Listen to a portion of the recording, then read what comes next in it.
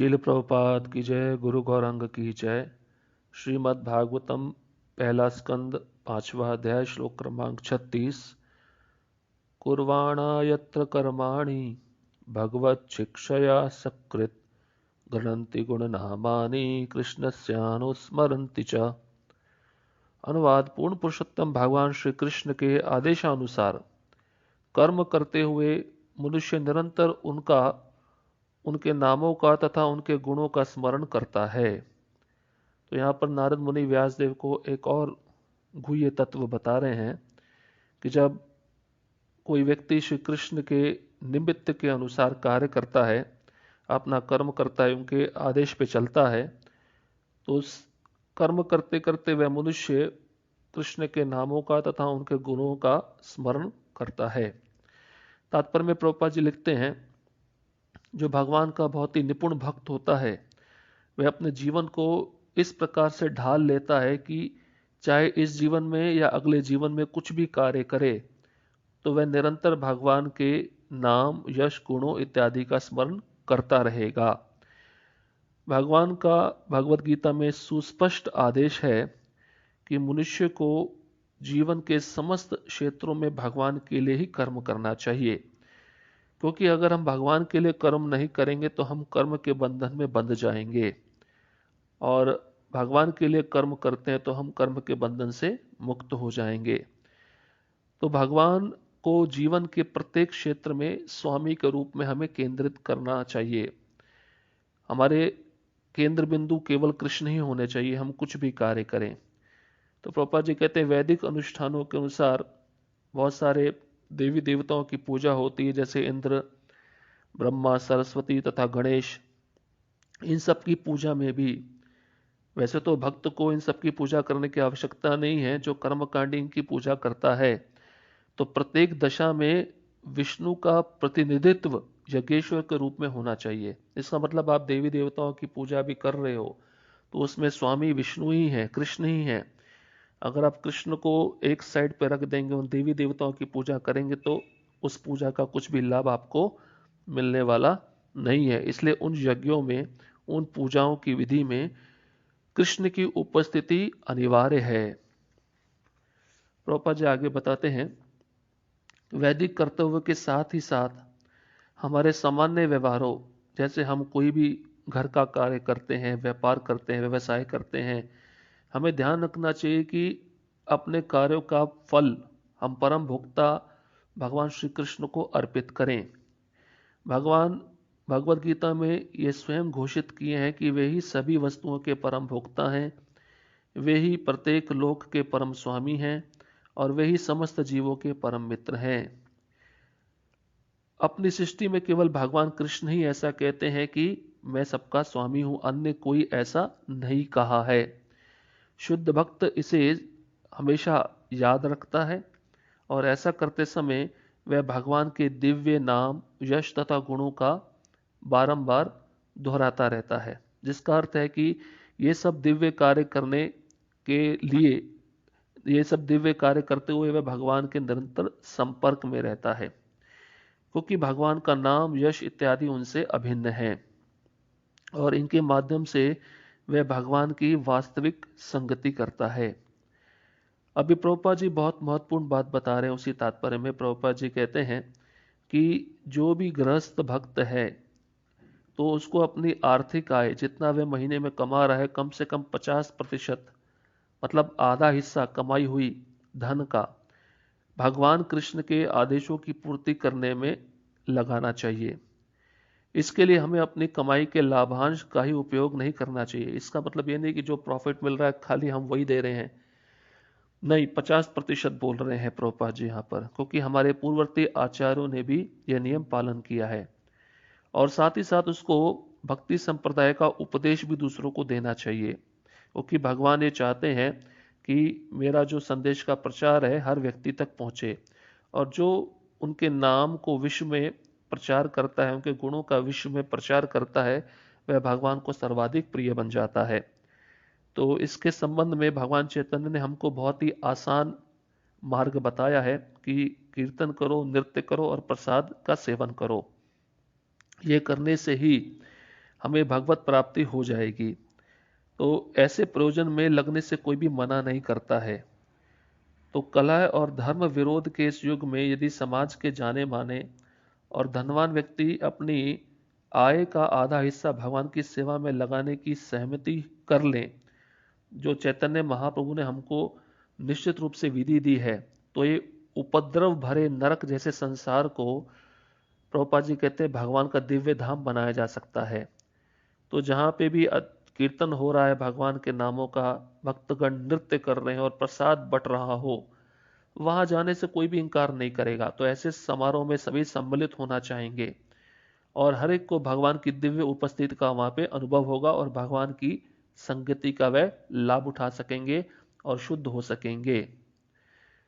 और परंतु प्रभुपाद जी कहते हैं कि ये सब कार्य ऐसे गुरु के मार्ग निर्देशन में होना चाहिए जो शुद्ध भक्त है, जो लौकिक इच्छाओं से ऊपर है, जो सकाम कर्म से परे है और भगवान की प्रकृति के विषय में शुष्क चिंतनों से मुक्त है। श्लोक क्रमांक 37।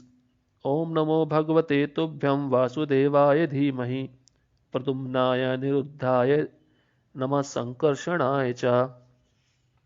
अनुवाद। आइए हम सब वासुदेव तथा उनके पूर्ण अंश प्रद्युम्न, अनिरुद्ध तथा संकर्षण सहित उनकी महिमा का कीर्तन करें। तो देखिए, ये जो मंत्र है ये जो चतुर्व्यूह है उससे संबंधित है और यही भक्ति वेदांतियों ने नारद मुनि को दिया था इसका जप करने के लिए। तो ये 4 चतुर्व्यूह कौन से हैं? प्रद्युम्न, अनिरुद्ध, वासुदेव और संकर्षण। ये कृष्ण के ही विस्तारित रूप हैं और इनका जो प्रारंभ है वैदिक मंत्र है और ओमकार प्रणव से प्रारंभ होता है, शुरुआत होती है। तात्पर्य में प्रभुपाद जी ये भी कह रहे हैं, आदान प्रदान चाहे किसी भी प्रकार का हो, सकाम कर्म के क्षेत्र में हो या ज्ञान के क्षेत्र में हो, परंतु उसकी चरम अनुभूति, दिव्य अनुभूति कृष्ण ही होने चाहिए। अगर कृष्ण को हम एक तरफ रखकर कोई भी कर्म करते हैं या कोई भी ज्ञान प्राप्त करते हैं वह व्यर्थ माना जाएगा। इसलिए नारद मुनि ने अपने अनुभव के आधार पर अनन्य भक्ति में सेवा की प्रकृति की व्याख्या की है। इसलिए उन्होंने ग्रंथ लिखा नारद पंचरात्र। देखिए, उसमें भक्ति की पूर्ण विधि बताई गई है। 2 प्रकार का मार्ग है, एक पंचरात्रिक मार्ग है, एक भागवत मार्ग है। पंचरात्रिक मार्ग में पूजा अर्चना की विधि होती है और भागवत मार्ग में श्रवण कीर्तन की विधि होती है। तो जब भक्त पूजा की विधि को स्वीकार करके साथ ही साथ श्रवण कीर्तन भी करता है तो उसकी प्रगति भक्ति के कार्यों में होने लगती है और भगवान तथा जीव के मध्य जो अंतरंग संबंध है उसको वह आसानी से समझ लेता है। तो दोनों मार्गों को संतुलित बना के हमें अपने जीवन में ढालना चाहिए और जब ऐसी दिव्य भक्ति में वह प्रगति करता है तो भगवान की प्रेममयी सेवा में उसकी रुचि हो जाती है। प्रभुपाद जी आगे कहते हैं कि केंद्रीय विग्रह तो भगवान श्री कृष्ण हैं, क्योंकि ये पूर्ण अंश उनके अंगरक्षक हैं। इस उपदेश का गुह्यतम अंश यह है कि मनुष्य को चाहिए कि भगवान के विभिन्न अंशों जैसे वासुदेव, संकर्षण, प्रद्युम्न तथा निरुद्ध समेत भगवान श्री कृष्ण जो पूर्ण पुरुषोत्तम है उनकी महिमा का निरंतर कीर्तन तथा स्मरण करे। ये विस्तार अन्य समस्त रूपों यथा विष्णु तत्व या शक्ति तत्वों के मूल विग्रह रूप हैं। तो कृष्ण मूल केंद्र बिंदु हैं, उनका ही स्मरण करें, उनका ही कीर्तन करें और साथ ही साथ ये जो उनके चतुर्व्यूह रूप है तो इनका तत्व भी बहुत आसानी से हम समझ सकते हैं। श्लोक क्रमांक 38। इति मूर्त्यभिधानेन मंत्र मूर्तिकम यजते यज्ञ पुरुषम स सम्यक दर्शन पुमान। अनुवाद। इस प्रकार वास्तविक दृष्टा वही है जो दिव्य मंत्र मूर्ति श्री भगवान विष्णु की पूजा करता है, जिनका कोई भौतिक रूप नहीं होता। तो तात्पर्य में प्रभुपाद जी कहते हैं, हमारी अभी जो इंद्रियां हैं वो भौतिक तत्वों से बनी है, उसको कदेंद्रियां बोला गया है, इसलिए वह भगवान कृष्ण के दिव्य रूप को ठीक से नहीं समझ सकती। उनकी पूजा कीर्तन की दिव्य ध्वनि के माध्यम से ध्वनि में की जाती है। मतलब अगर आप किसी भी भगवान का नहीं, मतलब आप कृष्ण के मंत्र का जप करते हैं या विष्णु के मंत्र का जप करते हैं या नारायण के मंत्र का जप करते हैं तो ये दिव्य ध्वनि होती है तो इस दिव्य ध्वनि के माध्यम से हम उनके दिव्य रूप को समझ सकते हैं। प्रभुपाद जी ऐसा कह रहे हैं। तो प्रभुपाद जी उदाहरण देते हैं, जैसे भौतिक संसार में कोई व्यक्ति किसी दूसरे व्यक्ति को बुलाता है, तो जिसको बुलाया जा रहा है तो वह समझ लेता है कि मुझे कौन बुला रहा है, उसकी आवाज से, उसकी ध्वनि से उसको पता चल जाता है। तो ये आध्यात्मिक दृष्टि से क्यों नहीं होगा, ये संभव है। इसलिए प्रभुपाद जी कहते हैं शाश्वत आनंद तथा ज्ञान के दिव्य स्वरूप का अनुभव हमारी मूल आध्यात्मिक इंद्रियों द्वारा ही हो सकता है। जैसे पवित्र मंत्रों के उच्चारण या दिव्य उच्चारण ध्वनि द्वारा पुनर्जीवित किया जा सकता है। अगर हमें अपनी सुप्त कृष्ण चेतना जागृत करनी है, भगवान से अपने भूले हुए संबंध को पुनः स्थापित करना है और शाश्वत आनंद तथा ज्ञान की प्राप्ति करनी है, तो हमें जो दिव्य ध्वनि है, भगवान का जो दिव्य नाम है, जो महामंत्र है, उसका उच्चारण करना अनिवार्य है। तो ऐसी ध्वनि प्रामाणिक गुरु के पारदर्शी माध्यम द्वारा प्राप्त की जाती है और गुरु के निर्देशन में ही इसके उच्चारण कीर्तन का अभ्यास करना चाहिए। तो जितना हम अभ्यास करेंगे, धीरे धीरे ईश्वर के अधिक निकट हमें ये नाम लेके जाएगा। और पूजा की ये विधि पांचरात्रिक विधि में भी बताई गई है, जो मान्य एवं प्रामाणिक है। तो पांचरात्रिक विधि में क्या होता है कि उसमें भी विशेष प्रकार के मंत्र होते हैं और उन मंत्रों में भी भगवान का नाम होता है। तो जब हम मंत्रों का उच्चारण करते हैं तो यथारूप हम भगवान के नामों का भी उच्चारण करते हैं। तो नामों से हम पवित्र होते रहते हैं और जितना पवित्र होते हैं, हमारा जो मन है भगवान के दिव्य रूप को समझने का और अधिकारी बन जाता है। श्लोक क्रमांक 39। इमं स्वनिगमं ब्रह्मन् वेत्ते मद अनुतिष्ठितम् अदान्मे ज्ञानमैश्वर्यं स्वस्मिन् भावं च केशव। अनुवाद है ब्राह्मण, इस प्रकार सर्वप्रथम भगवान कृष्ण ने मुझे वेदों के गुह्यतम अंशों में निहित भगवान के दिव्य ज्ञान का, फिर आध्यात्मिक ऐश्वर्य का और तब अपनी घनिष्ठ प्रेममय सेवा का वर दिया। तो यहाँ पे नारद मुनि व्यासदेव को कहते हैं, सबसे पहले सर्वप्रथम भगवान कृष्ण ने मुझे वेदों के गुह्यतम अंश का ज्ञान दिया, फिर उनका आध्यात्मिक ऐश्वर्य प्रदान किया और मुझे फिर उनकी सेवा प्रदान की। तात्पर्य में प्रभुपाद जी लिखते हैं, दिव्य शब्द जो है महामंत्र है या भगवान का नाम है, ये हमारा संबंध भगवान के साथ जोड़ देता है और ये जो नाम है भगवान से अभिन्न है। भगवान तक पहुंचने की ये सबसे सरल विधि है और भगवान के साथ ऐसे शुद्ध संग द्वारा जो भौतिक विचारों के अपराधों से रहित है, जो 10 नाम अपराध है, अगर कोई साधक भगवान का पवित्र नाम 10 नाम अपराध रहित लेकर जप करता है, तो वह भक्त भौतिक स्तर से ऊपर उठ जाता है और वैदिक साहित्य के तात्पर्य को समझ लेता है और दिव्य संसार में भगवान के अस्तित्व को भी समझ लेता है। मतलब आध्यात्मिक जगत वैकुंठ में या गोलोक में जो भगवान का दिव्य स्वरूप है उसको समझ लेगा जब वह अपराध रहित मंत्र का जप करेगा। और इसके साथ ही साथ उसको अपने गुरु में तथा भगवान में अनन्य श्रद्धा रखनी चाहिए और जब ये दोनों कार्य वह करता है तो भगवान क्रमशः अपने स्वरूप का साक्षात्कार उसे करा देते हैं। और इसके पश्चात उस भक्त को सभी योग की सिद्धियां भी दी जाती हैं, जो संख्या में 8 हैं। इनसे भी बढ़कर भगवान उस भक्त को अपना पार्षद बना लेते हैं और उसे गुरु के माध्यम से भगवान की विशिष्ट सेवा का कार्यभार सौंपा जाता है। परंतु ये जब सिद्धियां शुद्ध भक्त को प्राप्त होती हैं तो वह उनका उपयोग नहीं करता है, बल्कि वह अधिक से अधिक भगवान की सेवा में रुचि दिखाता है।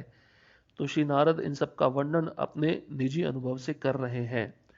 मनुष्य को वह सारी सुविधाएं प्राप्त हो सकती हैं जो श्री नारद मुनि को भगवान के शब्द प्रतिरूप के उच्चारण से प्राप्त हुई। मतलब उन्होंने भी मंत्र का जप किया तो उनको सब सिद्धियां प्राप्त हो गई, सब सुविधाएं प्राप्त हो गई। तो ये हम जैसे साधक को भी हो सकता है, परंतु वह मंत्र हमें अपराध रहित होकर जप करना होगा और नारद के प्रतिनिधि से ये मंत्र प्राप्त करना होगा, जो गुरु शिष्य परंपरा की पद्धति से हमें प्राप्त हो जाते हैं। श्लोक क्रमांक 40।